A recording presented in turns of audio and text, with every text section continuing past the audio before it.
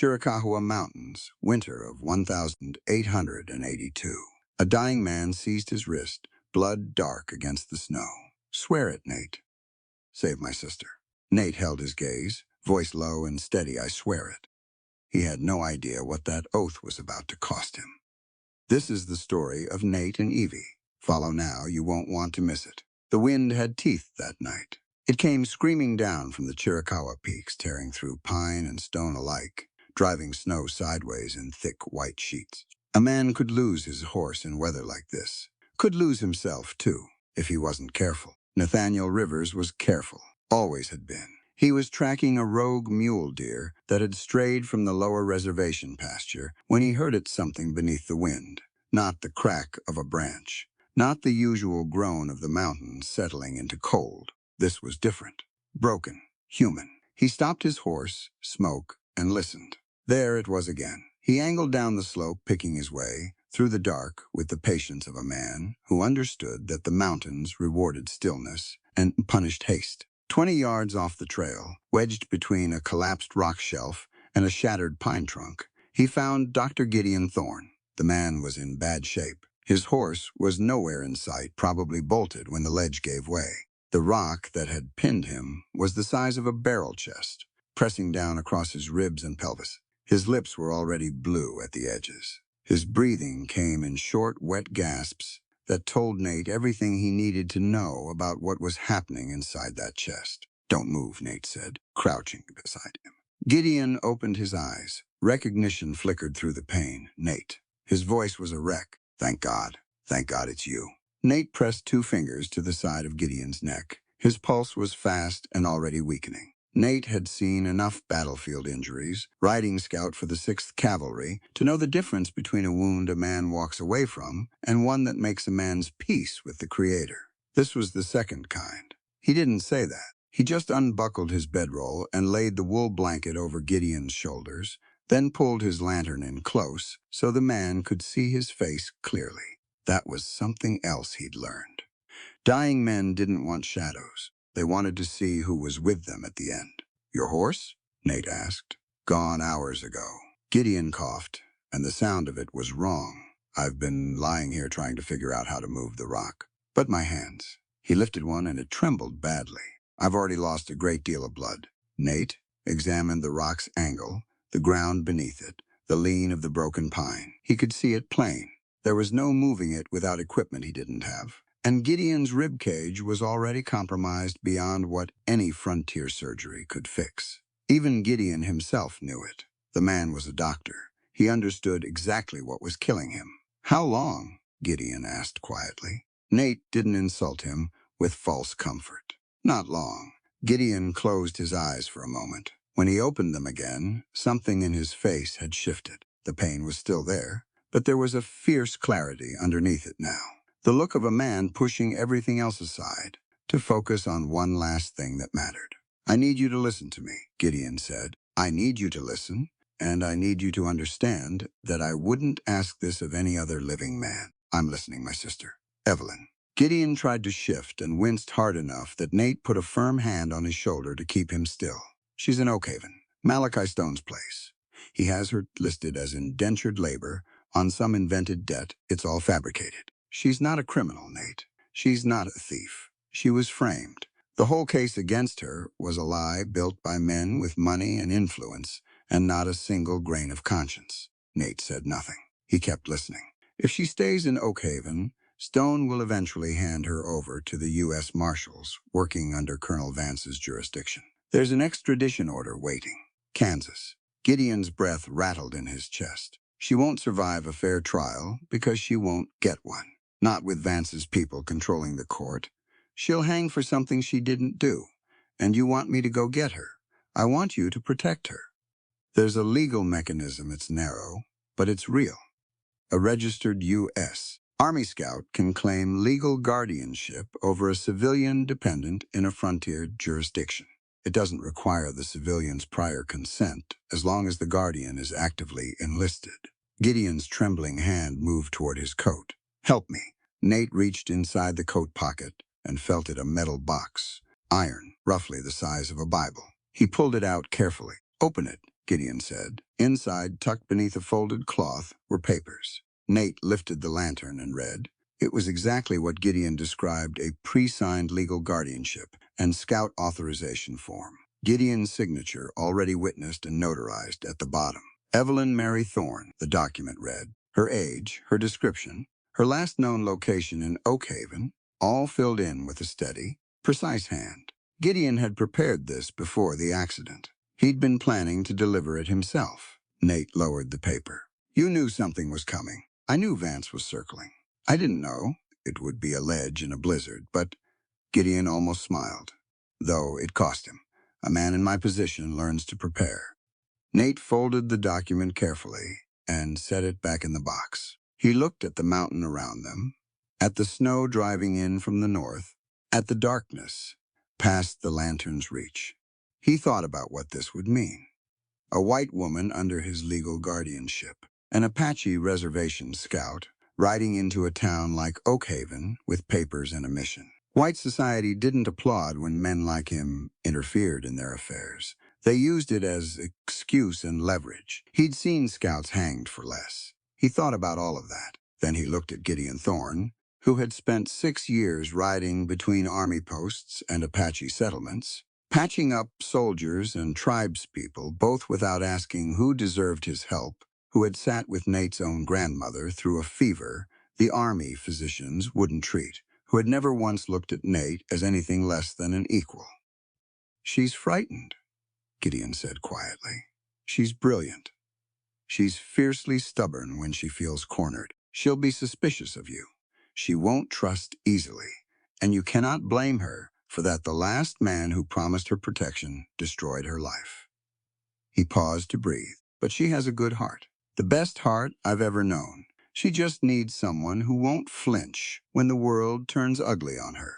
Nate set the iron box on the ground beside him and rested both hands on his knees. He looked at Gideon straight. I'll go get her. Gideon exhaled a long, slow breath, and the relief in it was something Nate felt in his own chest. There's more in the box, Gideon said. Letters, papers, things she'll need. Guard it carefully. He reached out and gripped Nate's wrist with a strength that surprised them both. Swear it to me. Not on the army, not on some paper oath.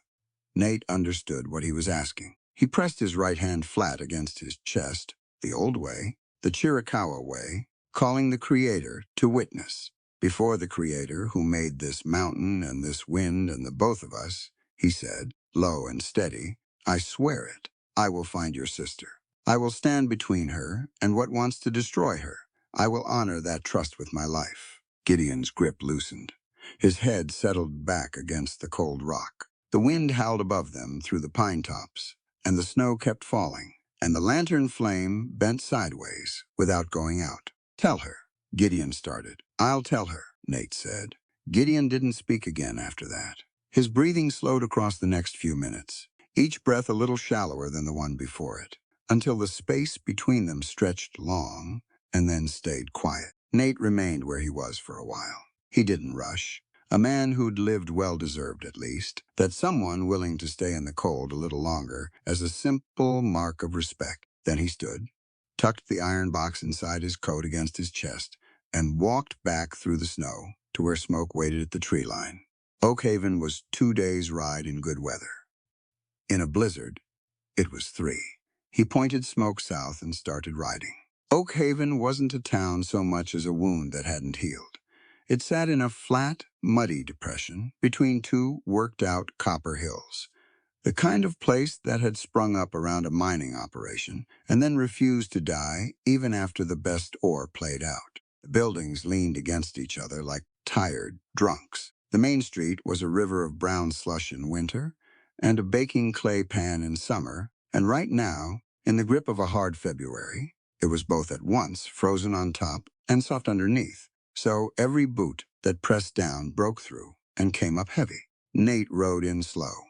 He'd taken 3.5 days, not 3, because Smoke threw a shoe outside Redwater Creek, and Nate wasn't about to push a lame horse through mountain pass ice. He'd camped 2 nights in the cold, eaten, hardtack and dried venison from his saddlebag, and slept with the iron box pressed against his ribs under his coat. By the time Oak Haven's crooked rooftops came into view, he was running on black coffee, discipline, and a promise to a dead man. He didn't ride fast. Fast drew attention of the wrong sort.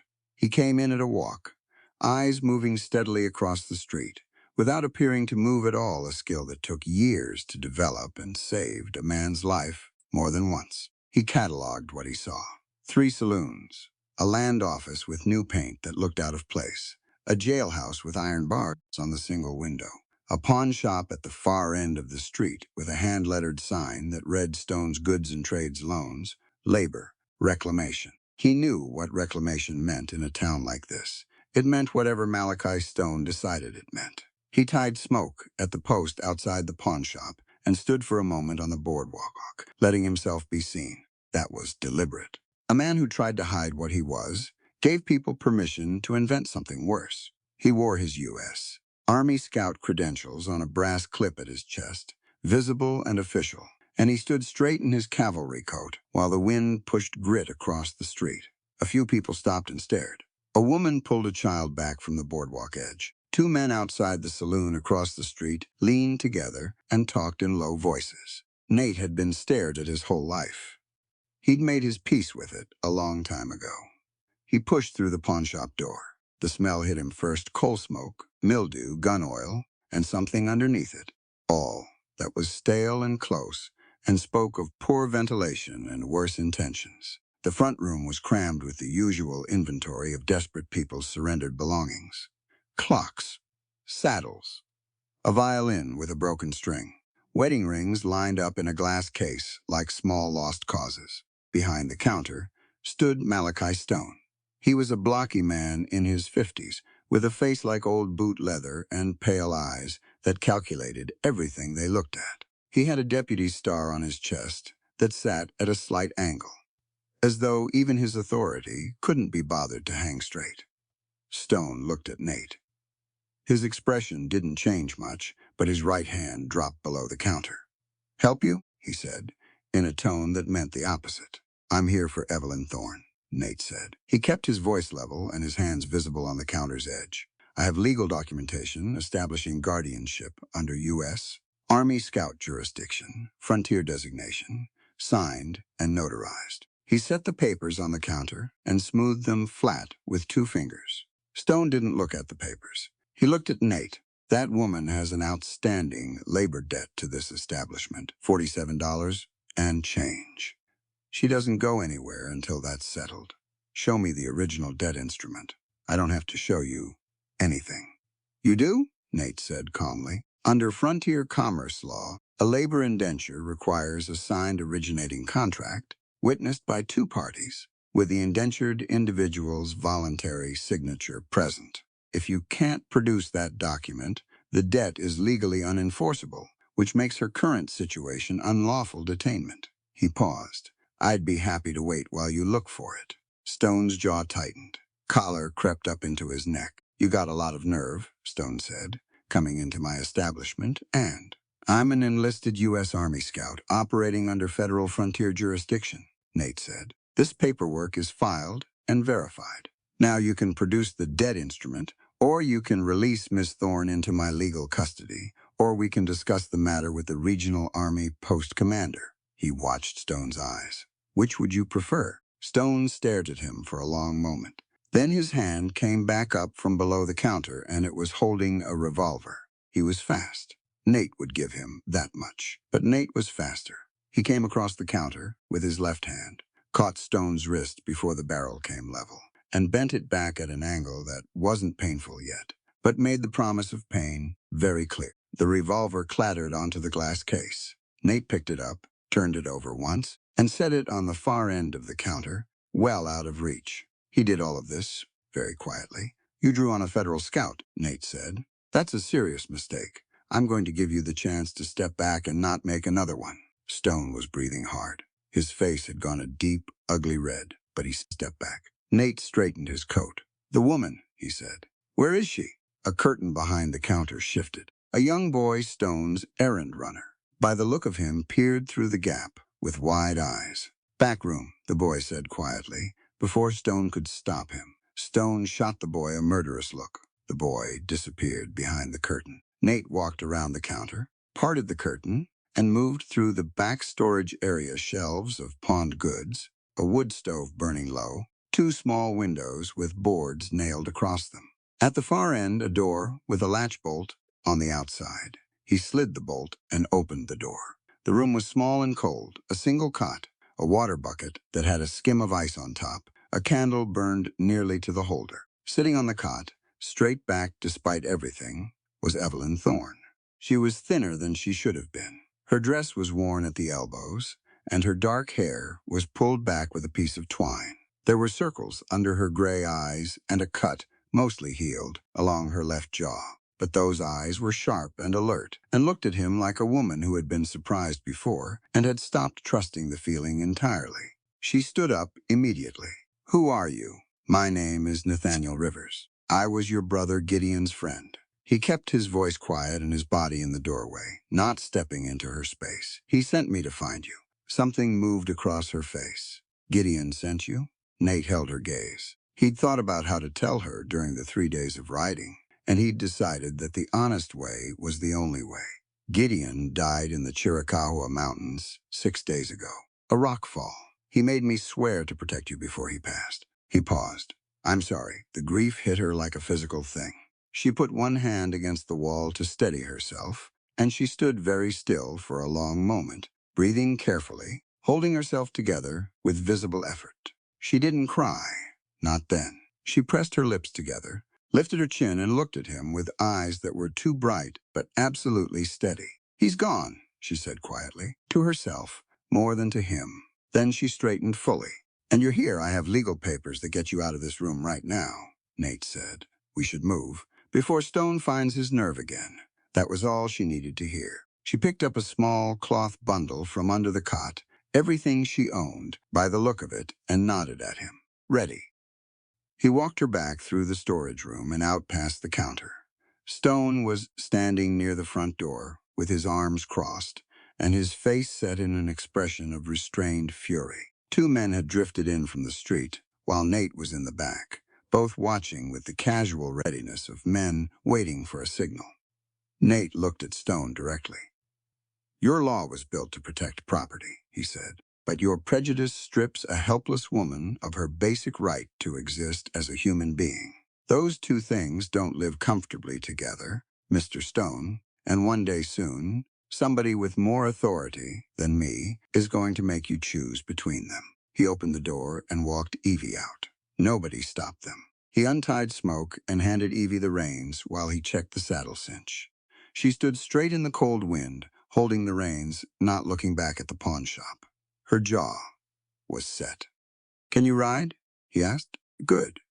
He swung up first, then offered her a hand. She took it without hesitation and settled behind him on the saddle. "Hold on, we're not stopping until we're past the canyon edge." She held on. He rode them out of Oakhaven at a steady trot, and neither of them said a word until the town's silhouette disappeared behind the first ridge. The wind was picking up again from the northwest, and the sky above the peaks was the color of a bruise. Another storm coming. Nate looked at it and calculated. They needed to move. The Red Rock Pass was no place for conversation. The wind alone made sure of that. It came in gusts off the high plateau, carrying sand and ice crystals that stung any exposed skin and got into the eyes if a person wasn't careful about keeping their head angled down. The trail through the pass was narrow and loose-footed in places, red shale that shifted under Smoke's hooves and required constant attention from both the horse and the rider. Nate kept them moving at a pace the terrain allowed, not fast, not slow, always steady. He'd bought a second horse in the last settlement before Oakhaven, a sturdy dun mare he'd paid for out of his own scout wages, knowing Evie would need her own animal for the mountain ride ahead. The mare was calm and trail-sensible, which mattered more than speed right now. Evie rode behind him on the dun without complaint. He watched her in his peripheral vision, the way he watched everything quietly, without making a production of it. She was a competent rider, which matched what Gideon had told him about her growing up partly in open country before their family moved to Denver. She kept her seat well, even when the trail dipped sideways along a shale ledge, and she didn't grab for the saddle horn unless the footing actually broke. That told him something about her character. She was scared, and she was grieving, and she was riding through a mountain pass in building winter weather. With a stranger she had no reason to trust, and she was handling all of it with a quiet self-control that most people, men included, wouldn't have managed. He respected that. He didn't say so. Not yet. The first night he made camp in a sheltered bend, where an overhang of red rock cut the worst of the wind. He built a fire small enough to give heat without advertising their position, melted snow for water, and heated beans and dried meat in a tin. He handed Evie the fuller portion without discussion. She looked at the tin, then at him. "You took less. I know these mountains," he said. "I know where to find what I need if the supplies run short. You don't. So you eat the full portion." She opened her mouth, then closed it. She ate. He tended to smoke, and the dun mare checked their hooves for ice packing, rubbed them down with the spare blanket. When he came back to the fire, Evie was watching him. "You were really Gideon's friend," she said. It wasn't exactly a question. Yes, he talked about the Apache scouts sometimes in his letters. "He respected you a great deal." She looked at the fire. "He never told me your name. But he wrote once that there was a scout who helped him get medical supplies through to the reservation when the Army quartermaster was dragging his feet." Said this man argued with a sergeant major for 2 hours and won. Nate remembered that particular afternoon with something close to amusement. The sergeant major was wrong about the inventory figures. I just had the patience to explain that to him at length. Evie's mouth curved slightly. It was brief, and the grief underneath it was plain, but it was real. That does sound like something Gideon would admire. They were quiet for a while. The fire popped. Wind moved across the overhang above them. "You think I'm going to use you for something," Nate said eventually, not accusatory, just stating it plainly, because pretending otherwise helped neither of them. She looked at him squarely. "You came into that town and walked me out within 10 minutes of arriving. Men don't do things like that for free. Gideon asked me to protect you. That's the full extent of it. And you expect me to simply believe that?" "No," he said. "I expect you to watch and see for yourself. Believing something because someone tells you to isn't wisdom. It's just a different kind of foolishness." That landed. He saw it in the slight shift of her expression. She thought about it for a moment, then gave a small nod, as though she'd filed it away. The second day through the pass was harder. The storm that had been building since Oakhaven finally came down off the plateau in full, and they rode into it with their heads bent and their collars up. Nate led them through the worst of the sandstorm sections by reading the rock formations, the way certain outcroppings created predictable wind channels, the way the red shale striations pointed toward higher elevation. He explained it as they rode, not lecturing, just talking the way a man talks when he's navigating and thinking out loud. The pass narrows up ahead. When you can't see the trail, trust the horse. She knows slope better than your eyes do. In a whiteout, keep your weight centered and your heels down. If she wants to slow, let her slow. She's reading the ground under the snow. Evie listened. She adjusted her seat exactly as he described. When the trail narrowed and the dun hesitated on a tricky patch of ice overshale, Evie sat quiet and let the mare pick her own line through it. The mare found safe footing and moved on. "Good," Nate said. Evie looked at him. "You expected me to override her. Most people do. They get nervous and they grab for control at the wrong moment. You didn't." "My first instinct was to pull the rein left," she said honestly. "I thought the left line looked cleaner." It wasn't. There was a 2-inch ice crust over loose shale about 8 feet in. She could smell it. Evie was quiet for a moment, processing that, so she knew more than I did. In that moment, yes. He glanced back at her. "That's not an insult. It just means you have to know what you know and what you don't. Pretending otherwise gets people hurt in the mountains." She absorbed that. No argument, no wounded pride. She simply took the information and added it to whatever she was building in her mind about this place and this man and this situation. That second night, he gave her his outer blanket on top of her own. she protested. I sleep cold better than you do right now, he said. Your body's still recovering from whatever Stone's hospitality did to it. Take the blanket. I'm trying to pull my weight here. I know you are. Pulling your weight doesn't mean refusing things that make practical sense. He sat down against the rock with his back to the wind. Rest. Tomorrow is the last hard push before the basin. She sat with the blankets around her and watched him settle in without any apparent complaint about the cold. After a long moment, she said, You never touch anything of mine without moving around me first. You always give me room. He said nothing. I notice things like that, she said quietly. I know, he said. That's smart. She looked at the fire for a while, then she said, Gideon trusted you completely. He did me the honor of that. Yes. Then I'll watch, she said. Like you said. He nodded once and said nothing more. The third morning, they dropped out of the pass and into the long slope toward the mountain basin. The wind fell away behind the ridgeline. The air, still cold, had a different quality, clean and still and thin, in the way of high country on a clear day.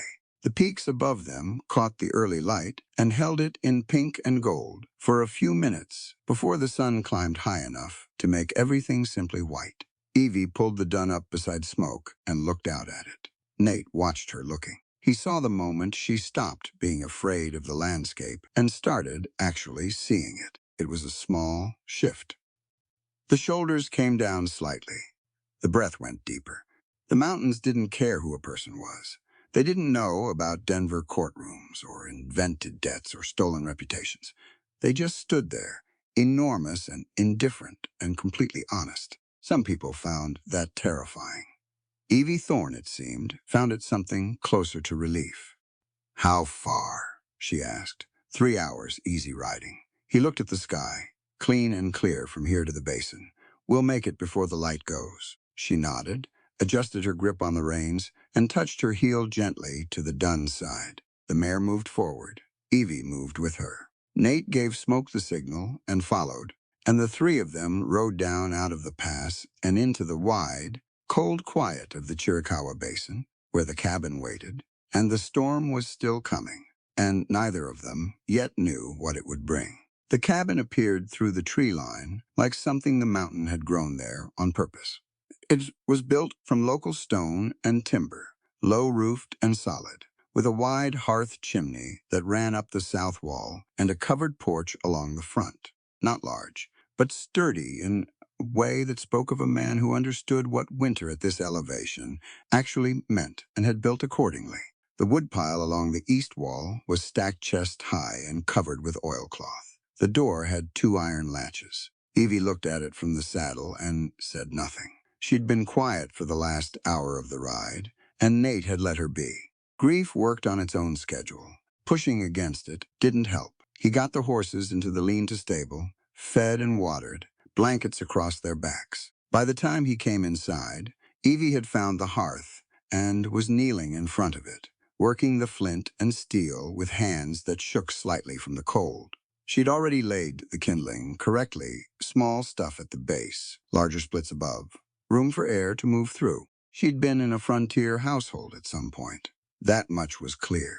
The fire caught on her third strike. Nate set the iron box on the table, shrugged out of his cavalry coat, and started on the stove. He put water on for coffee and pulled dried provisions from the storage shelf. Pemmican, dried corn, a jar of rendered lard, some salt. Basic, but enough. Evie stood up from the hearth and turned around. The warmth was starting to push into the room already, and in the firelight he could see more clearly what 3 weeks of Stone's hospitality had done to her. She was pale in the wrong way. Her eyes had a glassy edge that he didn't like. When did you last eat a full meal? He asked. She thought about it, which was its own answer. Sit down, he said. I can help. Sit down and let the fire work on you for a few minutes. You can help tomorrow, she sat. He cooked. Nothing elaborate pemmican, browned in the pan with corn and a little salt. Coffee strong enough to stand a spoon in. He set it in front of her and sat across the table with his own portion. She ate with the focused attention of someone who was hungry at a deep level but was trying not to show it. She managed about 2/3 of her portion before she set the spoon down and pressed her fingers to her forehead. I'm sorry, she said. I thought I was more... She stopped. You've been sleeping cold and eating short rations for weeks, he said. Your body is running a deficit. That takes time to correct. She nodded. Then her head came up, and she looked at him with an expression that had some old familiar defensiveness in it. I don't want to be a burden to you. You're not a burden. You're a person recovering from a difficult situation. He picked up his coffee. Those aren't the same thing, and it matters that you understand the difference. She looked at him for a moment. Then she looked down at the table. Gideon used to say things like that. The fire popped behind her. Wind moved across the roof. He was a good man, Nate said. The best I ever knew. Her voice was steady, but only barely. He gave up a practice in Philadelphia to come out here. People thought he was throwing his life away. He told them he was just choosing which lives to be useful to. She was quiet for a moment. I should have been here. I should have come when he asked me to, instead of staying in Denver. You had no way to know what was coming. I should have known that Thomas Vance was trouble. I worked alongside that man for 8 months. I balanced his accounts. I should have seen. A person who is skilled at deception is skilled precisely because they are difficult to detect, Nate said. Blaming yourself for not identifying a practiced liar is like blaming a man for not seeing a snare buried under leaves. The failure belongs to the one who set the trap. She looked at him again, that direct measuring look she had. You believe that. I know it to be true. She folded her hands on the table and sat with that for a while. The color in her face was a little better. The fire was doing its work. She was asleep in the chair inside the hour. He moved quietly, the way he'd learned to move in situations where stillness was a form of care. He got the blankets from the storage chest and draped them across her without waking her. Then banked the fire for the night and took up his position in the chair near the door with his rifle across his knees. He'd slept in worse positions in worse places. This was fine. Sometime before dawn, she started shaking. He was up before it registered fully as sound, just the sense of something wrong in the room. He crossed to her and put the back of his hand to her forehead. Hot, burning hot. The kind of fever that came from sustained cold exposure, and a body that had been running on too little for too long. He moved fast and methodical after that. He got the fire, built back up, got water heating. He went to the cabinet on the north wall, where he kept his medical supplies, a combination of Army field kit and things he'd learned from the tribal healers over years of moving between both worlds. Willow bark for the fever, dried yarrow for inflammation, a poultice compound he'd learned from a Chiricahua elder for chest congestion. He made the willow bark tea first, the same preparation Gideon had refined and taught him to use proper temperature, right steeping time, enough concentration to actually work without being caustic. Gideon had been particular about that. Nate had argued with him once that the Army's method was sufficient. Gideon had explained patiently and at some length exactly why it wasn't. He'd been right. He usually was about medicine. Nate got Evie onto the cot with more blankets over her and managed to get the tea into her between bouts of shivering. She was half conscious, aware enough to swallow when he tilted the cup, not aware enough to know much else. The fever broke toward late afternoon. When she came back to full consciousness, it was evening again, and the room was warm and the lamp was lit on the table. She looked at the ceiling for a moment, orienting herself. Then she turned her head and found him at the table, cleaning his rifle with methodical attention. How long? She asked. Her voice was rough, since last night. About 18 hours. He set the rifle down and brought her water. Drink this slowly. She drank. He pulled the chair over and sat near enough to monitor her, but far enough not to crowd her. She watched him over the edge of the cup. You made medicine, she said. Willow bark and yarrow. Your brother taught me the preparation method. I've used it enough times to know it works.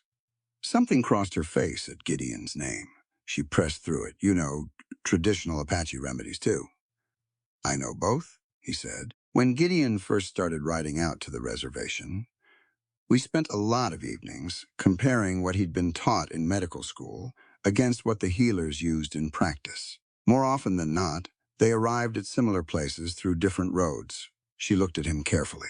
You learn from both sides. I live in both worlds, he said simply. It seemed sensible to take what was useful from each, rather than pretending one had nothing to offer. She was quiet for a while. The wind was picking up outside, steady and low, another night of cold pressing against the walls. I need to tell you something, she said. About Denver. About why they're hunting me. You don't have to. I want to. She pushed herself up to sitting slowly, and he didn't stop her. You came all this way on Gideon's word alone. You at least deserve to know what you're actually involved in. He said nothing. He listened. Thomas Vance, Colonel Vance's son, was my fiancé. We were engaged for almost a year. I worked as an accounting assistant at the bank, where his father held significant investments. She steadied her breathing. Thomas was gambling, heavily. He'd been moving money out of client accounts in small amounts, spreading it across enough transactions that it wasn't immediately visible. But I saw it. I work with figures, the way other people work with words. I remember every column, every discrepancy, every number that doesn't sit where it should. You found the embezzlement. I documented it. I was going to report it to the bank's senior examiner. Her jaw tightened. Thomas found out. Within a week, there was a warrant with my name on it. All the transactions he'd made looked like my work. He'd been careful to use my desk codes, my authorization signatures, things he had access to because I trusted him. She said the last three words with a flat steadiness that was harder to listen to than anger would have been. His father made sure the case went to a sympathetic judge. The extradition order came within 10 days of the warrant. Nate watched her face. He thought about the broken treaties he'd lived through. The legal instruments turned into weapons. The way power dressed itself in the language of justice and became something else entirely. You saw a crime, he said, and they used the law to make you the criminal. Yes, my people know that story. She met his eyes. He let her hold the look as long as she needed to. I believe you, he said. I want you to hear that clearly. I believe you completely. Her breath went out of her slowly, and whatever she'd been bracing against in that moment released a little. He got up, moved to the fire, and came back with more tea. There's something else we need to discuss, he said, settling back into the chair. Your legal situation. She accepted the cup. Tell me. The guardianship papers Gideon prepared give me authority to keep you from extradition while we're in frontier jurisdiction. But that protection has limits. He met her eyes. If Vance pressures the Regional Army Command, they can challenge the guardianship on procedural grounds. A single man claiming guardianship over a woman he's not related to by blood or marriage, they can find ways to pick at that. She went very still. What are you saying? I'm saying there's a stronger legal protection available. A spouse has rights under frontier law that a ward does not. A married woman cannot be extradited on her husband's jurisdiction without his consent and without separate trial proceedings. It creates enough legal barriers that Vance would need a federal judge to override it, and that takes time that gives us the chance to build a proper defense. She looked at the fire for a long while. He let her think. He didn't rush it, didn't add to it, didn't soften or complicate what he'd said. You're proposing a civil marriage, she said. I am. A real covenant legal, witnessed if we can arrange it, binding under frontier law. Not a pretense. He kept his voice straightforward. But I want to be clear about what I'm also saying. I'm not asking for anything from you beyond your agreement to the legal arrangement. Your freedom inside this marriage would be the same as outside it. You have my word on that, and I don't give my word carelessly. She looked at him. The fire burned between them, warm and steady. I believe that too, she said quietly. There was no preacher available in a blizzard at the top of a mountain range. What they had was the hearth fire, two witnesses in the form of the wind outside, and the Creator Nate had sworn his first oath before, and words spoken plainly between two people who understood that an honest covenant in a cold room meant more than a ceremony in a church built on crooked ground. They sat across from each other near the fire. Nate spoke his vow quietly and directly, no performance in it. Evie spoke hers in a clear, steady voice. When it was done, he shook her hand once, formally. She held it a moment before releasing it. Outside, the blizzard built toward something larger. Inside, the fire held. 3 days into the blizzard, and the cabin had found its rhythm. Evie's fever was fully gone by the second morning. She'd slept 12 hours straight after the civil covenant and woken up with color in her face and a look in her eye that said she was done being a patient and ready to be useful. Nate had pointed her toward the provisions shelf and the cast iron pots and stepped back without ceremony. She cooked. He went through the lean-to and checked on the horses and split more wood from the drying pile inside the covered porch. When he came back in, the stove had something on it that smelled considerably better than anything he'd produced in the last week. Cornmeal and salt pork, she said, without turning around. I found a tin of molasses in the back of the shelf. I hope that was meant to be eaten. It was good. She set 2 bowls on the table. Down. He sat down. The food was good simple, but properly seasoned and timed, which was more than could be said for most trail cooking. He said so. She sat across from him with her own bowl and ate like a person who had decided to stop feeling guilty about being hungry. He appreciated that. The days settled into a working order. Nate maintained the cabin's exterior and the horses. Evie managed the interior, not because he'd assigned it to her, but because she'd looked at the system he had and quietly identified where she could be most useful and inserted herself there. She reorganized the provision shelf by frequency of use. She mended 2 pieces of tack whose stitching had started to go. She found a crack in the south wall's chinking and asked him for the mortar compound and fixed it herself. On the afternoon of the second day, he came in from the horses and found her sitting at the table with Gideon's iron box open in front of her. He'd given her the box that morning. It was hers by right. Gideon had intended it for her. He'd told her so and set it in front of her and gone out to give her privacy. She looked up when he came in. Her eyes were red-rimmed but dry. "There are letters," she said. "He wrote me letters he never sent. He must have been meaning to give them to me in person." She pressed her hand flat on top of them. "I'll read them slowly when I'm ready." He nodded and went about his business without asking anything else. That evening she was quieter than usual, and he understood why.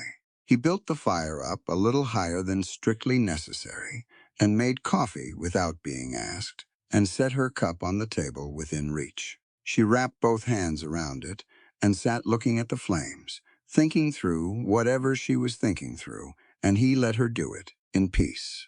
She was leafing through the remaining contents of the box documents, the letters, a small folded map when she stopped. He was at the fire, adding a split log when he heard the change in her breathing. "Nate." Something in her voice made him turn immediately. She was holding a piece of paper at arm's length, slightly, not quite a recoil, but close. A hand-drawn survey map, dense with topographical notations in 2 different inks. She turned it toward him. He crossed the room and took it. He held it to the lamp and read the survey markers, the elevation notations, the geological symbols he recognized from his time assisting Army survey teams in the late 70s. His eyes moved to the property boundary lines, then to the notations in the lower right corner. His jaw tightened. "That's your land," Evie said quietly. "That boundary line, that's the reservation boundary, isn't it? The eastern edge." "Yes. And that notation there." She pointed to a cluster of symbols below the eastern ridge marker. "I worked in banking for 6 years. I've seen enough surveyors' documents to read those. That's a preliminary mineral survey marker. A significant one." She looked at him. "There's silver under that ridge, Nate. A lot of it." He set the map down on the table. He stood very still for a moment, thinking backward. Gideon, finding the box. Gideon pressing it into his hands in the blizzard, saying only that Evie would need the contents. Had Gideon known what was in here? Had he understood what the survey represented? The answer came to him with cold certainty: no.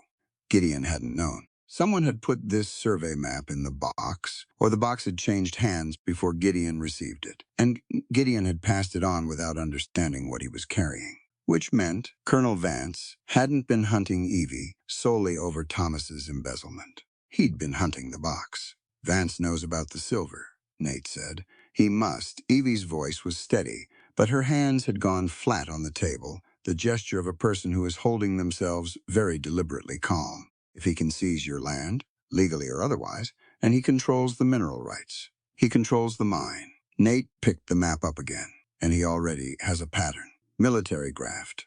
Land seizures dressed up as legal actions. He's done this before in other territories. This would be the largest claim he's ever gone after. Gideon must have gotten this from someone who knew, Evie said. A surveyor, maybe. Someone trying to get the information to the tribe. And then he died before he could. The window exploded inward. Glass burst across the room in a spray of fragments. The sound arrived a half-second later, the flat, hard crack of a rifle shot echoing off stone, the bullet punching through the shutter behind where Nate had been standing a moment ago. But Nate wasn't behind the shutter. He was already moving instinct and years of fieldwork, dropping low before the sound fully registered, and he felt the bullet's passage across his left shoulder as a white-hot line of fire even as he went down. Not a clean miss, not quite a direct hit either. A graze at velocity, which on a cold night in a remote cabin was still serious enough. He hit the floor hard and rolled toward the table. Evie was already down. She dropped the moment the glass moved. She was flat against the floor with her arms over her head. And then she was crawling toward him, because she'd seen him go down and she was moving before he could tell her not to. "How bad?" she said, right next to his ear. Left shoulder. Graze. He pressed his hand to it and felt the warm, wet spread under his fingers. "I'm functional." Outside, through the wrecked window, he could hear it. Boots crunching in the frozen snow, multiple sets, moving to flank positions. Then Stone's voice, carrying clearly through the blizzard's roar, "Hand over the box and the girl, or we burn this redskin's den to the ground." More boots. More voices. And beneath them, the particular sound of a man pumping a shotgun. Nate looked at Evie on the floor beside him. She's well but focused, her gray eyes moving fast around the room, cataloging, exits, angles, resources. He'd seen that look on good soldiers right before a fight. "The cellar alcove," he said, "behind the south wall panel. Can you get the panel open?" "Show me which one." 3 boards in from the corner. Notch cut on the left edge of the middle board. Push it inward and slide. She was already moving.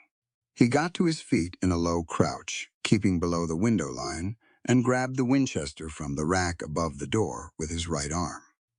His left shoulder was burning badly now, blood soaking through his shirt in a warm, spreading stain. He could still move the arm. The joint was intact. It would hold for what they needed. "Got it," Evie said. The panel scraped open. "In," he said. "I'll be right behind you." She went in. He took one look at the window, at the shapes moving in the dark beyond it, at the storm raging around the men who'd ridden 3 days through a blizzard to get here. They'd come a long way for this box. He pulled the panel shut behind him and dropped into the dark of the cellar alcove, his rifle in his right hand and his left side burning, and above them the wind and the voices and the creak of men taking positions in the snow. The warmth they'd built so carefully over 3 days was still in the walls, but everything else had changed. The cellar alcove was barely wide enough for 2 people. Stone floor. Low ceiling. The smell of cold earth and dried herbs hanging from the rafters above. A single lamp on a hook that Nate lit with a match from his vest pocket, moving economically despite the pain radiating from his shoulder. Evie was already pulling the medical kit down from the shelf. She'd noticed it there on her first full day in the cabin, filed it away the same way she filed everything. And now she had it open on the floor before he'd finished settling against the wall.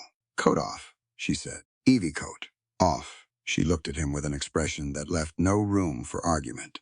"You can tell me the tactical situation while I work, but you're not going to be useful to anyone if that wound closes over contaminated material." He got the coat off. The shirt underneath was dark and wet along the left shoulder, and in the lamplight, she could see the nature of the injury, clearly a deep graze, the bullet having torn a channel through the outer muscle without penetrating the joint. Serious, painful, not fatal if treated correctly.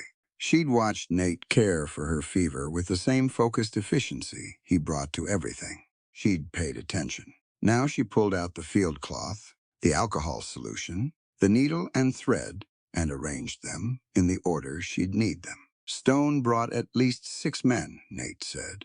keeping his voice flat and controlled, even as she began cleaning the wound. They came in from the North Trail, which means they had a scout who knew this terrain. Vance's money, Stone's network. How long before they try to breach the cabin? They won't rush it. Too much risk of taking casualties in a narrow entry. They'll wait for us to either surrender or run. He paused, breath catching as she worked. Which means we have a window. How wide a window? Wide enough if we're smart about it. She threaded the needle by lamplight with steady hands. He watched her do it. She didn't look up. "You're not panicking," he said. "Panicking won't patch your shoulder." She met his eyes briefly. "Hold still." She closed the wound with 8 tight stitches, the kind Gideon had described in a letter, one small, even intervals, enough tension to hold without tearing if the muscle moved. She packed it with the yarrow compress from Nate's own supply and wrapped it firmly with the field cloth. "That will hold," she said, "as long as you don't do anything foolish with it." Noted. Above them, boots scraped across the cabin floor. They'd breached the door, or more likely, the window which was already open for them. She heard something being overturned. The table, maybe. Nate had his Winchester across his knees and was listening to the movement above, with his eyes half closed, mapping it. She recognized the concentration in his face. By now, he wasn't afraid. He was calculating. "Tell me what you need. From me," she said. He looked at her. "What do you know about black powder?" "I know it burns fast and produces a large volume of smoke when ignited in a confined space." She thought for a moment. "You have sulfur on that shelf. And there are 3 ventilation gaps along the north-facing wall base. I noticed them when I was repointing the chinking." He was quiet for a second. "Then the smoke would funnel into the main room from the north. If they're positioned along the south and east walls, it forces them to the west windows to breathe, which puts them all in the same line of sight." "One narrow line of sight," he said. "Yes." She was already reaching for the sulfur. "How much black powder?" 2 measures from the brass flask. No more. We're not trying to bring the wall down." She moved carefully, keeping low beneath the alcove's stone ceiling, working by feel and lamplight. Nate explained the proportions, and she mixed them with the precision of a woman who had spent years working with exact quantities, whose mind tracked numbers the way other people tracked faces. 2 measures of black powder, a line of sulfur along the gap at the base of the north wall, the tinder cord, laid from the alcove threshold to the compound. "When I light this," she said. "How long?" 12 seconds to the compound. Another 5 before the smoke builds enough to push into the room. And then," he said, "I need you to take the Winchester and cover the west window while I go up." She looked at him. "You have one good arm. I have one very good arm. Nate Evie." His voice was calm, certain. "I have been in worse situations than this with less. I need you on that window. Can you do it?" She picked up the Winchester and checked the load the way he'd shown her on the second day of their mountain ride lever action. Round in the chamber, checked the sight line along the barrel. She'd asked to learn it on her own initiative. He'd taught her without question, without making any production of it, treating it simply as practical knowledge a person in this territory ought to have. He'd said exactly that. A person in this territory ought to know how to handle a rifle. Knowledge isn't dangerous, ignorance is. "I can do it," she said. He struck the match. The cord caught, and they moved back into position. Nate had the panel cracked open 2 inches, watching the room above through the gap. Evie was at his shoulder, the Winchester at her cheek, barrel angled toward the west window. 12 seconds. 5 more. The smoke bloomed up through the wall gaps in a thick, acrid billow, low and fast across the cabin floor. Voices rose above them, immediately, cursing, coughing, the scramble of boots toward the windows. Nate threw the panel open and went up. She fired through the west window 1 shot, then a second, calculated to drive the men back from the opening without hitting them. The point was to anchor them, not to kill, and it worked. She heard shouting, bodies dropping flat in the snow outside. Nate moved through the smoke with his rifle up on his right side, covering the room angles with an efficiency that was hard to watch and harder to look away from. 2 of Stone's men were at the east window, blinded and disoriented by the smoke. He put both of them on the floor, with the rifle stock controlled, fast, without a shot fired. The third man inside tried to bring his gun up, and Nate knocked it aside and had him face down with a boot between his shoulder blades before the man fully understood what had happened. Evie came up from the alcove. Smoke was thinning through the windows now. Her eyes stung, but she kept the Winchester up, sweeping the room. 3 men down inside, 3 more outside, still pressed flat in the snow from her shots, uncertain what was happening. In the confusion of the smoke and the gunfire and the storm, they'd lost their coordination. Nate pulled a length of rope from the wall hook and had the inside men bound before she'd crossed the room. Then he straightened, looked at her across the dim, smoke-hazed cabin, and for a moment they simply looked at each other. She was breathing hard. Her hands were steady. "You fired 2 shots," he said, both above their heads, angled to deflect outward. "I wasn't trying to kill anyone.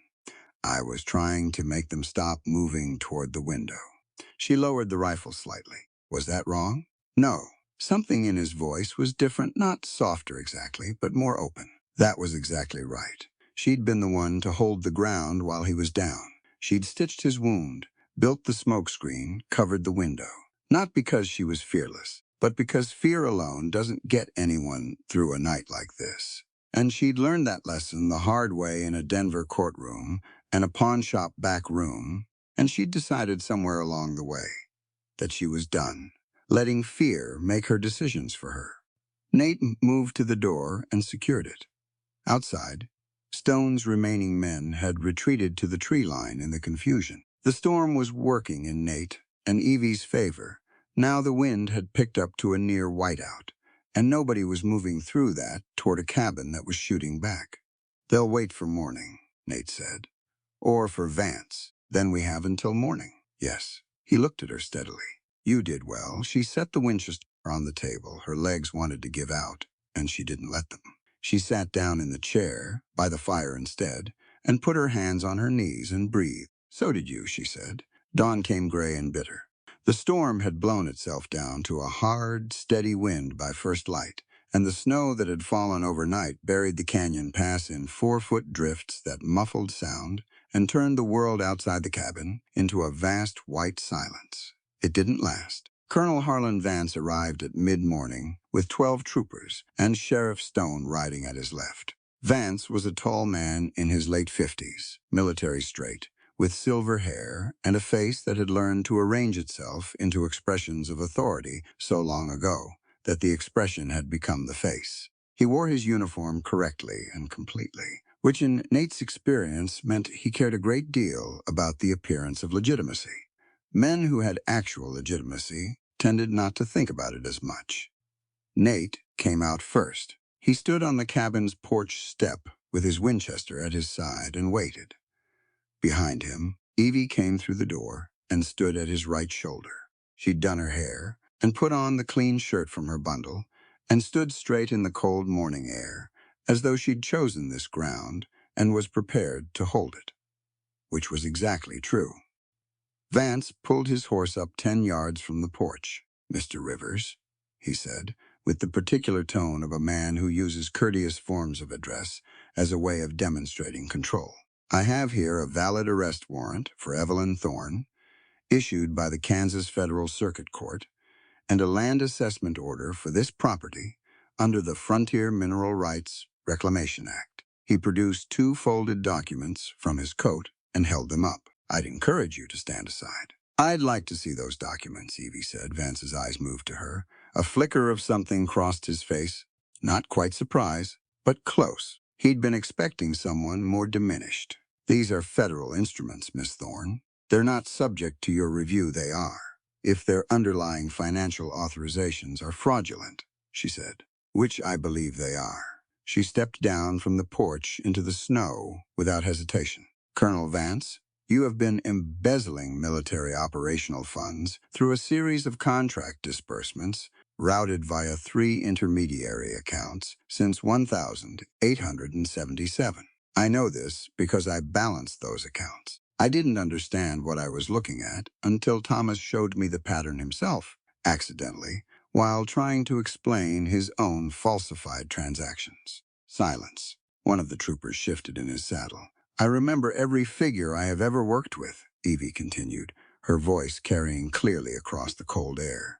Every column, every ledger entry, every account number. I can give you the disbursement dates, the amounts, the receiving account identifiers, and the false contract names used to justify each transfer. She paused. Would you like me to start? Vance's face had gone very still. She started. She recited figures from memory with the precision of a woman reading directly from a page, dates and amounts and account codes in steady succession. And she watched the troopers' faces as she spoke. She saw the math happening behind their eyes, the calculations about what this meant, about who this woman was, and what she actually knew, and whether the man they were riding under was quite what he'd presented himself to be. Doubt, once it starts moving through a group of men, is very hard to stop. Rifles lowered. Inch by inch, the certainty drained out of Vance's column. Nate stepped down from the porch and moved to stand beside Evie. He looked at the rifles, at the troopers' faces, at Vance's white-knuckled grip on his reins. You boast of civilization, he said, looking straight at Vance. Yet you use the law as a weapon of theft. The right to live, to have a home, and to be treated fairly isn't granted by your skin color. It is the birthright of every soul born under the sun. Nobody spoke. The wind moved through the canyon, cold and clean and indifferent to rank. Stone tried to say something from his horse, and no one looked at him. Vance stared at Nate for a long moment. Then his eyes moved to his own troopers, and what he found in their faces told him everything about how the next 10 minutes were going to go. He reached for his sidearm anyway. Some men, when the ground falls out from under them, reach for the thing that's always worked before. But Evie had the Winchester up before the barrel cleared the holster, and across the canyon came the sound that changed the entire morning, the drumbeat of hard-ridden horses, a lot of them coming through the eastern approach at a sustained gallop. The U.S. Marshals rode into the gorge, with their badges catching the flat winter light and their rifles already out. 6 of them, then 8, spreading into a line that closed off the canyon's eastern exit with calm, practiced efficiency. The lead marshal, a weathered man in his 40s with a U.S. Marshal placard on his coat at the scene in front of him, and took it in quickly. Colonel Harlan Vance, he said, we have federal warrants for your arrest and for Sheriff Malachi Stone on charges of military fraud, land theft, and conspiracy. He looked at his deputy. Secure them. Vance's gun was still half drawn. He looked at the marshals, at the troopers, who had already begun to step back from him visibly, at Evie, with the Winchester steady in her hands. He put the gun down. Stone started talking immediately, loudly, offering things. Nobody was interested. The deputies moved in, and Vance and Stone were cuffed in the snow without ceremony or drama, which was, Nate had always thought, exactly how it should go. The arrest of a corrupt man shouldn't be theater. It should just be a thing that happens, plainly, in front of witnesses, in the light of day. The lead marshal rode forward toward Nate and Evie. Dr. Gideon Thorne filed a formal complaint with the federal marshal's office. 8 weeks ago, he said. Took us this long to get the judicial authorization sorted and get a team out here. He looked at Evie. You're Miss Thorne, Mrs. Rivers, she said. But yes, Nate said nothing. He just stood beside her in the snow, his shoulder burning under the field dressing, and watched Vance get put on a horse in irons. It wasn't satisfaction exactly. It was something quieter than that. The simple recognition that the right thing had finally happened, in the right place, in front of enough people that it couldn't be undone. The marshal pulled a sealed document from his saddlebag. There's something else. Regarding this property and the mineral survey, he handed it to Nate. Your attorney of record filed this with the Federal Land Office 6 weeks ago. Dr. Thorne again. Nate broke the seal and read it. Then he handed it to Evie without a word. She read it. He watched her expression change, the slight widening of the eyes, the still moment of comprehension. The silver mine beneath his land had already been legally deeded, not to Nate, not to Evie, to an Apache Medical and Educational Trust Fund, established and registered with the Federal Land Office, with an independent trustee named and a 5-person oversight board already appointed. Gideon had done it weeks ago.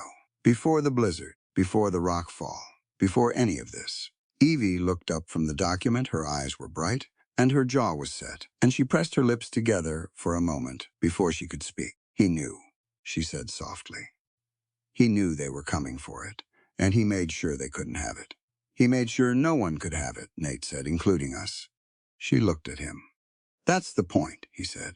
That's exactly the point. She folded the document carefully, held it against her chest for a moment, and looked out at the canyon where the marshals were organizing their prisoners, and the troopers were standing in uncertain clusters, and the morning light was coming in, long and flat, across the snow.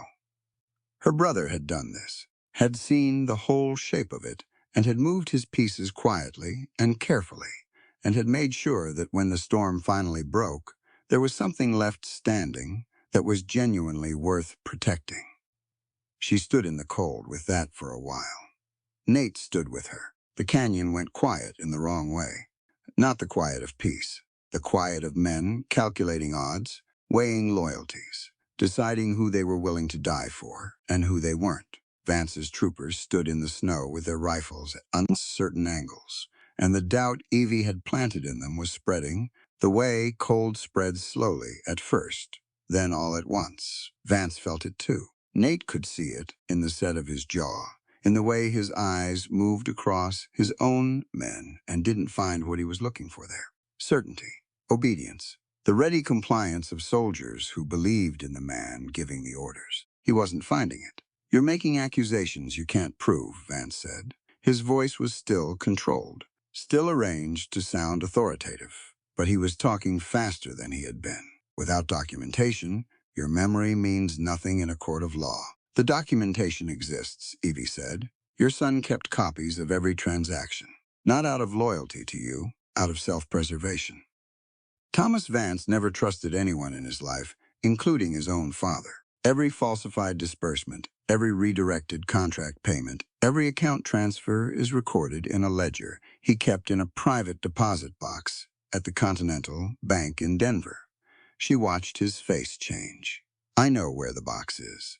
I know the access code. And I know that your name appears on the signature line of 43 of those entries. The trooper nearest to Vance's left took one step backward. It was a small movement, but everyone in that canyon saw it. Then a second trooper did the same. It wasn't desertion, it was distance. The instinct of men who could see which way a situation was falling and wanted to make sure they weren't standing underneath it when it came down. Vance's composure cracked at the edges. Not fully, he was too practiced for that, but enough. His right hand moved toward his holster in the way a man moves when he's run out of words and is reaching for the only argument he has left. Evie, Nate said quietly. She already had the Winchester up. But Vance was fast, and his bullet came before hers could. It caught Nate across the top of the shoulder, the same side that had taken the graze the night before, already bound in field cloth, and the impact knocked him back a half step and set his vision white for a moment. He heard Evie's intake of breath sharp behind him. He didn't go down. He planted his feet, cleared his vision, and stayed standing because falling was a message he wasn't willing to send. Evie's shot came a breath after Vance's. She wasn't aiming at him. She was aiming at the revolver in his hand, and she hit the cylinder housing with the kind of precision that came from 3 days on a mountain trail, with a man who taught her that knowing your target specifically was more important than shooting fast. The gun didn't fly out of his hand like in a stage drama. It cracked sideways and went into the snow, and Vance stood there, staring at his empty palm with an expression that belonged to a man who had just run out of every option at once. That was when the sound came from the east. It started as a low rumble under the wind, and then it resolved into what it actually was, hard-ridden horses, a lot of them coming through the eastern approach at a pace that said urgency and purpose in equal measure. The U.S. Marshals came through the gorge mouth in a line, badges catching the flat winter light, rifles out and level. 8 men who had ridden hard through the tail end of a blizzard and arrived looking like they were exactly where they intended to be. The lead marshal scanned the scene in front of him with the quick eyes of a man who had walked into complicated situations before and knew how to read them fast. He looked at Vance, at Stone, at Nate standing in the snow with a fresh blood stain on his shoulder and a rifle in his one good hand. At Evie beside him. "Colonel Harlan Vance," he said, "we have federal warrants for your arrest and for Sheriff Malachi Stone on charges of military fraud, land theft, and conspiracy." Stone started talking immediately. Loudly, he was explaining things, offering things, suggesting arrangements. Nobody was listening. A deputy moved in and cuffed him with the efficient disinterest of a man who had heard every version of that particular speech before. Vance didn't say anything. He stood straight until the irons were on, and even then he held his shoulders correctly, as though the posture was the one thing left he had full control over. Some men were like that. They went down with their dignity arranged, even when everything underneath it had already rotted through. The lead marshal rode forward and looked at Nate and Evie directly. Dr. Gideon Thorne filed a formal complaint with the federal marshal's office 8 weeks ago, he said. Took us this long to get the judicial authorizations sorted and get a team out here. He pulled a sealed document from his saddlebag and handed it to Nate. Nate read it. Then he handed it to Evie. She read it. He watched her face move through the stages of it, the initial comprehension, the stillness that came after, and then the thing underneath, the stillness that wasn't quite grief and wasn't quite relief, but lived somewhere between them. The silver beneath his land was already gone from anyone's reach. Gideon had deeded it to an Apache medical and educational trust weeks before he ever rode into the Chiricahua Mountains that final night. The mine wasn't a prize to be fought over. It had already been turned into something that couldn't be stolen because it belonged to no one person. It belonged to a purpose. He knew, Evie said softly.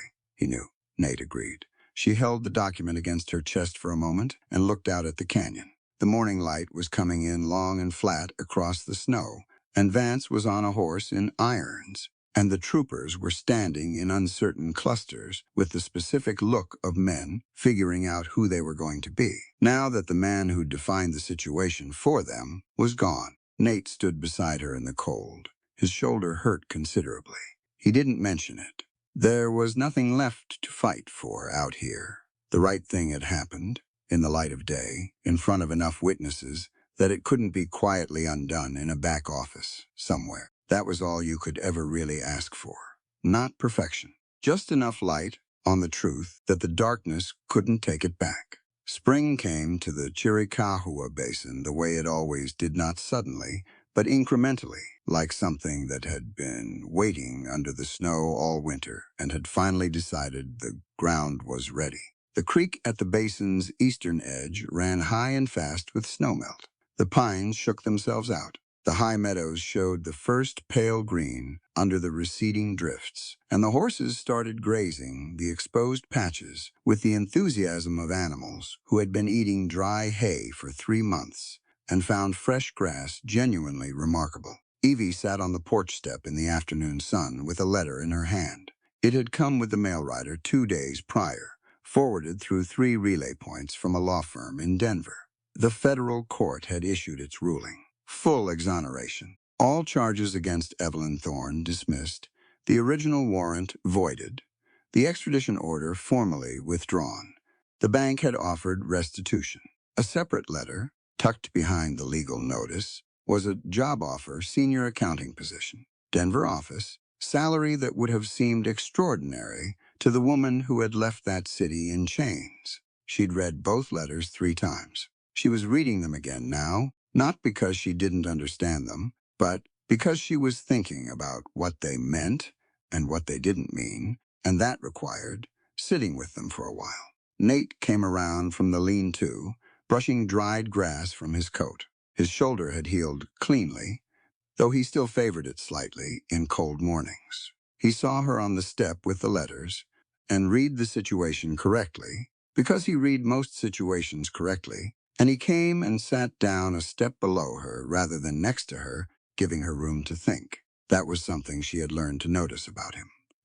The way he positioned himself in relation to her had always been deliberate, always careful, always leaving her more space than he took. After a while, he said, "Good news? The court exonerated me." "That's right and correct," he said, without particular drama about it, as though the justice system had simply done the thing it should have done all along, which was exactly what had happened. "There's a job offer from Denver. Senior position." She folded the letters along their creases. "Good salary." He nodded slowly. He looked out at the basin, at the creek running fast and glittering in the afternoon light, at the mountains beyond. Then he reached into his vest pocket and set something on the step beside her. Small, silver, hand-carved. The ring he'd placed on her hand by the hearth fire in February when the blizzard was at the walls and the world outside was trying to break them. She looked at it. She didn't touch it. "You're free," he said. His voice was plain and straightforward, no performance in it. The legal protection you needed it served its purpose. You've been cleared. You have your name back, and a future that doesn't require any arrangement with an outcast scout. He paused. "I won't hold you to something that was never meant to be permanent." She looked at him for a long moment. He was still looking at the mountains. He wouldn't look at her while he said this. She understood, because looking at her would have made it harder to say it, honestly. And he was the kind of man who said hard things honestly, even when it cost him. She picked up the letters. She tore them in half. Then she tore them again, and dropped the pieces over the porch railing, and watched the spring wind take them down toward the creek. He finally looked at her. "I had a life in Denver," she said. "I had a position and a reputation and an engagement to a man who looked correct on paper, and I had colleagues who respected my work right up until it became inconvenient for the right people, and then every single one of them looked away." She kept her eyes level on his. "The world I came from valued what I could produce. You valued what I actually was. Those are not the same thing, and I know the difference now in a way I didn't before." He was quiet. "You taught me to read a mountain pass," she said. "You gave me the larger portion without making a ceremony of it. You stood in a blizzard for 3 days, making sure I was warm, and you never once asked me to be grateful for it. You just did it because it was right." She shook her head slightly. "I spent 26 years in a world full of men who wanted something from me. You are the first man I have ever met who simply wanted me to be all right." He looked at her for a long moment. Something moved through his face, not surprise, she thought. He was a man who felt things deeply and expressed them sparingly, and what she was seeing now was that careful economy of expression giving way, just slightly, to something it had been holding back. She picked the ring up from the step and held it out to him. He took it. He turned it over once in his palm, and then he looked at her with a question in his eyes that he didn't put into words because some questions don't need words. She held out her hand. He put the ring back where it had been. The spring light was long and warm across the porch, and the creek ran fast below them, and neither of them said anything else for a while, because there wasn't anything left to say that the moment wasn't already saying better. They built the schoolhouse in the valley that summer. Not quickly, not carelessly. It went up the way things worth building go up, stone by stone, beam by beam, with enough people involved that it stopped belonging to any one of them and became something shared. 3 Apache families from the reservation, 2 ranching families from the basin's western edge, one of whom had lost a son to the same military corruption that had gone after Nate and Evie. A Tejano carpenter from the southern pass who said he'd heard they were building something worth building, and rode 4 days to help. Nate did the foundation work and the framing. Evie drew the plans precise, careful, with room for expansion built into the east wall, because she'd looked at the census numbers for the basin and calculated that enrollment would double within 3 years. She was right about numbers. She was almost always right about numbers. The school went up before the first fall frost. The clinic followed in the spring. Evie managed the trust fund with the same methodical exactness she'd brought to every accounting ledger she'd ever worked with, except that this time the figures represented something she believed in. The silver revenue from the mine fed back into the trust quarterly. She tracked every dollar. She could tell you at any moment what the fund held, what it owed, what it would support through the following year. The federal trustee, who'd been appointed to oversee the operation, had stopped making supervisory visits after the first year because he'd quickly realized that Evie's records were more accurate and more transparent than anything he could have produced himself. The school taught reading and arithmetic and territorial history and the kind of practical knowledge weather patterns, trail navigation, agricultural timing that kept people alive in country like this. 2 teachers came from back east on the trust's salary. Nate taught survival and wilderness craft, and the Chiricahua understanding of the land, the way a people read the mountain, the way others read a page, the centuries of accumulated knowledge about how to live with the country rather than simply on top of it. Children came, white children from the basin ranches, Apache children from the reservation. A few mixed families who had been living in the uncomfortable middle ground of 2 worlds and found, perhaps for the first time, a space that was built for them too. It wasn't perfect. Nothing that involves people ever is. There were hard conversations about history that didn't resolve easily. There were parents who came to Nate and Evie with complaints, some legitimate and some not, and they dealt with each one directly, because pretending that harmony was simple only made genuine harmony harder to build. But there were also other things. There was the morning a 10-year-old Apache girl recited her multiplication tables to a rancher's son who couldn't get them straight, and the rancher's son finally understood them, and they sat on the schoolhouse steps afterward, trading something from their lunches without anyone suggesting they should. There was the afternoon a group of older students helped a reservation elder repair a fence line, working alongside each other through a long afternoon in the sun, and nobody thought it remarkable, which was itself the remarkable thing. That was what Gideon had been building toward, Evie thought, when she found a quiet moment to think about it. Not a monument, not a legacy with his name carved into it, just a place where the next generation might grow up with a slightly wider idea of who their neighbors were. The wedding was held in October. They'd been legally married since February by frontier covenant, and neither of them had considered that insufficient. But the community had asked, and there was something in the asking that felt worth honoring, not for the ceremony itself. For what the ceremony meant to the people who wanted to witness it, the acknowledgement, public and deliberate, that this was real, and that it mattered, and that both were present for it. They held it in the valley below the schoolhouse. The Chiricahua elder, who had sat with Nate through his first years on the reservation, conducted the traditional blessing in the old language, and his voice moved across the gathered crowd in the October air. Evie had asked to understand it beforehand. Nate had translated it for her, line by line, the evening before, and she had listened with the full attention she brought to everything, and had not missed a word. She wore a dress she had made herself, practical and well cut, with turquoise buttons that had come from the reservation's artisan workshop, one of the Trust's supported enterprises. Nate wore his cavalry coat and a Chiricahua silver cuff on his left wrist. He stood straight, which he always did, but there was something different in his face today.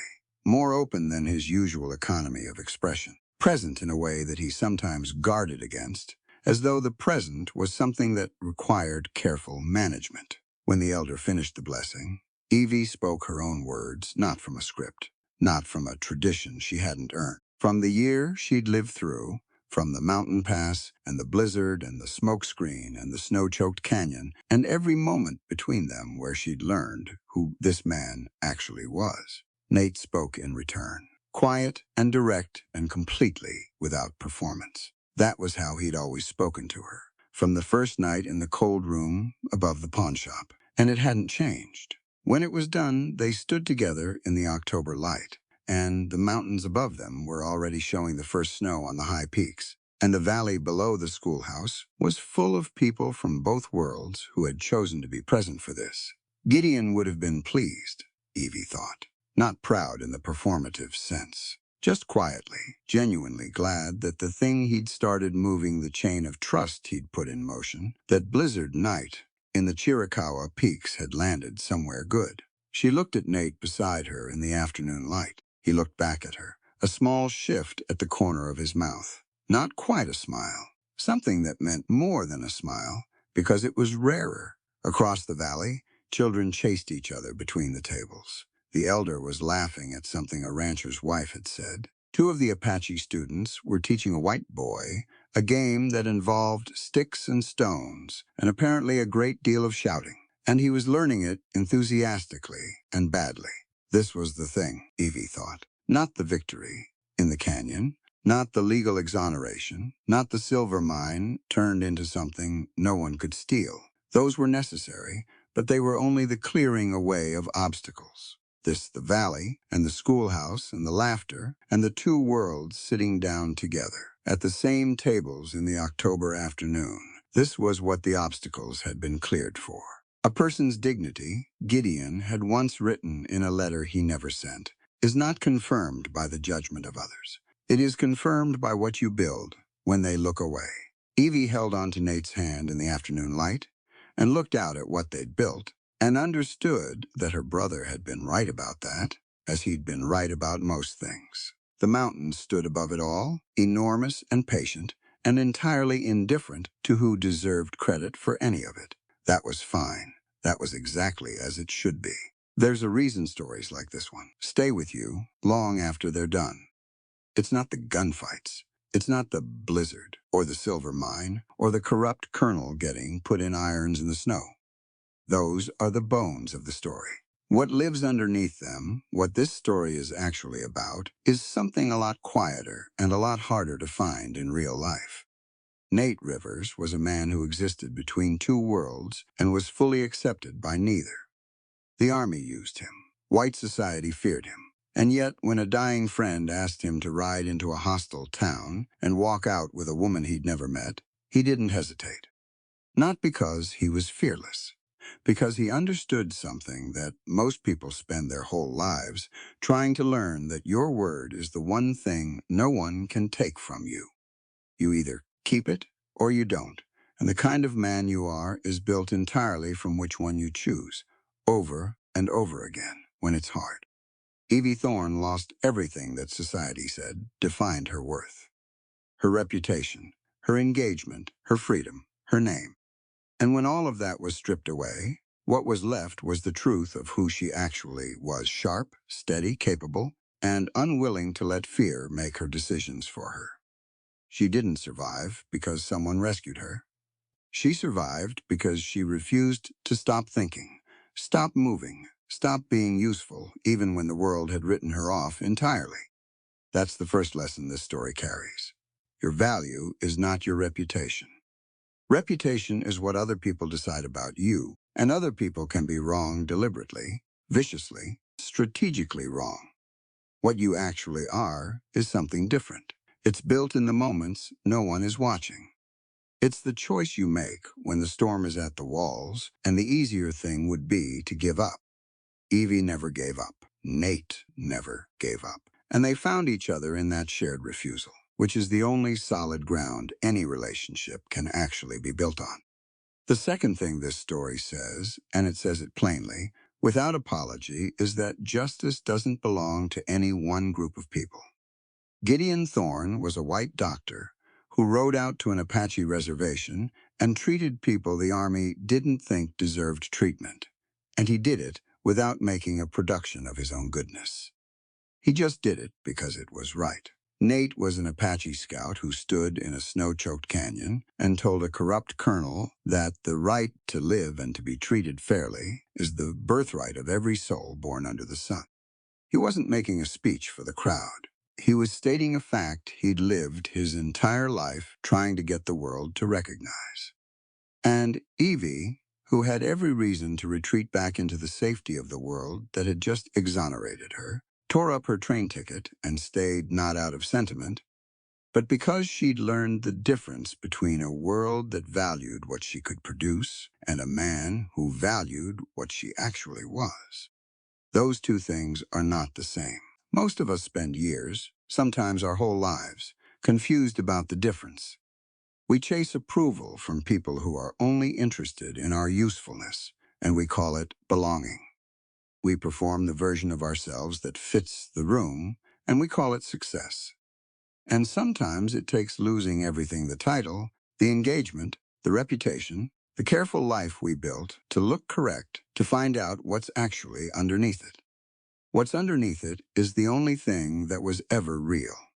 So if this story gave you anything, take that. Take the reminder that your integrity is yours alone, and no one can frame you out of it, no matter how powerful they are. Take the reminder that the people worth holding on to are the ones who show up in the storm, not just the sunshine. And take the reminder that building something real, something that serves more than just yourself, is always, always worth the cost. This story is a work of fiction set in the American frontier of the 1880s. All characters, events, and legal proceedings depicted are fictional and created for entertainment and storytelling purposes only.